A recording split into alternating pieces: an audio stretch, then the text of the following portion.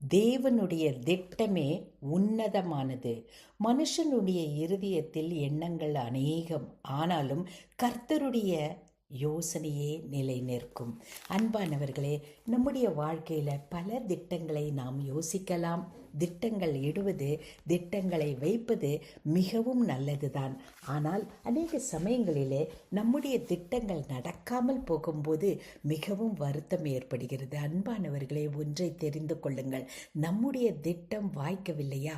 அப்படி என்றால் நமக்கு பின்னாக நம்முடைய அறியாமையிலே, நமக்கு தெரியாமலே தேவனுடைய திட்டங்கள் பின்னணியில் நிறைவேறி கொண்டிருக்கின்றன. அன்பின் பரம தகப்பனே, ஆண்டவரே, எதிர்காலத்தை நாங்கள் அறியோம். ஆனால் நீர் எங்கள் எதிர்காலத்தை அறிந்து எங்கள் திட்டங்களை எல்லாம் ஆண்டவரே சீராக்கி சிறந்த திட்டத்தை நீர் எங்கள் வாழ்க்கையிலே நடத்தி கொண்டிருப்பதற்காக உமக்கு நன்றி. இயேசு கிறிஸ்துவின் வல்லமை உள்ள நாமத்தில்